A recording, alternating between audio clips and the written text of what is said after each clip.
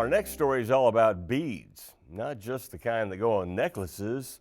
You see, Teresa Bush met an artist in Sparta who uses beads to decorate just about everything imaginable. All it takes is some tiny tools, a little talent, and a whole lot of patience.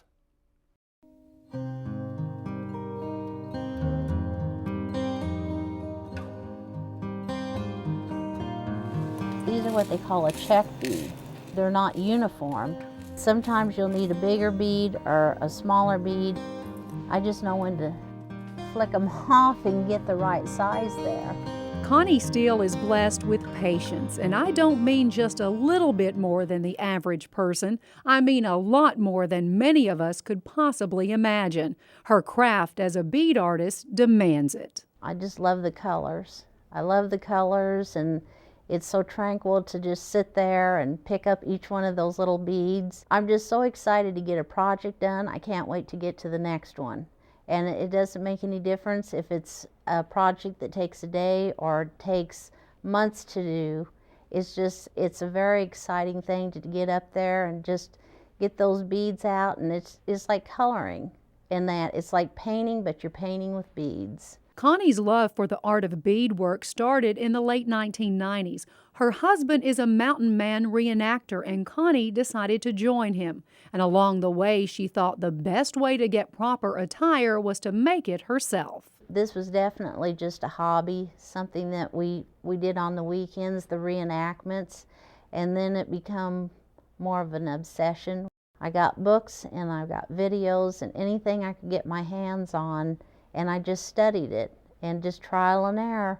I'm completely self-taught. There are schools that are out on the West Coast, but I don't know of any around here. I've tried to find teachers, and through not being able to find someone, I taught myself. Connie is a great teacher. The proof is in her work. Some of it is proudly displayed throughout her log cabin. She makes a wide variety of tribal pieces, from traditional to contemporary. From knife sheaths, strike-a-light bags, smoke pipes, wall hangings, and oh yes, the clothes and the shoes. My dress that we use for the reenactments. Now, is that what you would wear, something similar to that? Yes. How much time in something like that? That took me 2 years to make that. You heard right. 2 years to make that one dress, and it took her several months to make the matching moccasins. I told you she had patience, and she has discipline.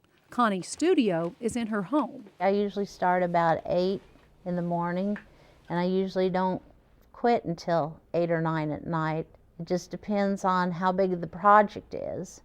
I tried to stay with that project till it's done. This is the same as having a job. I get up and I go to my job. It's just in my home, and I get up and I'm very faithful to it because it's so addicting. On this day, we found Connie making a hat band on a loom. She takes one teeny tiny bead at a time, threads it through a needle, and then pushes them into place. Yeah, you really have to concentrate when you're doing this. When I first started out, I didn't even know how to read a graph. Everything was just, and people kept saying, "You can't do it." I said, "Yes, I can. I go without a pattern." And that because I didn't know that you had to read one. Connie was also working on decorating a tribal tomahawk. Here, each bead is attached to the next one with thread. The leather is there to keep them from slipping off. This kind of work is tedious, it's time-consuming, and it's true to the time period.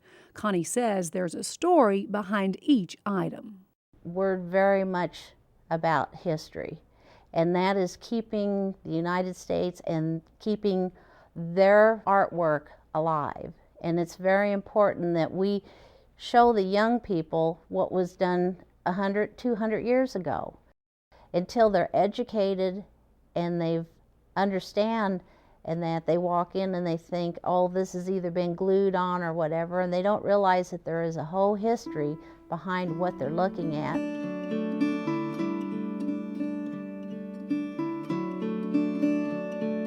Just a few years ago, Connie expanded her beadwork to include Victorian-style items. Brooches, neck purses, gloves, pillows, and of course jewelry.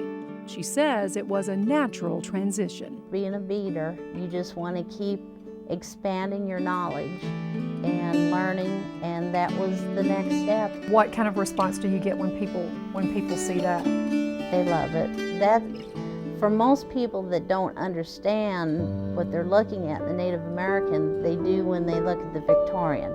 The Victorian is a more noticeable thing, and the ladies just love it. They ooh and they ah over the beads, and they can't wait to get a hold of it and feel it.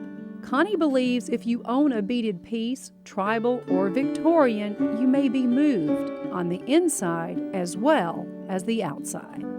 I want them to be able to feel what I feel when I look at the beads and look at the beauty of the beads.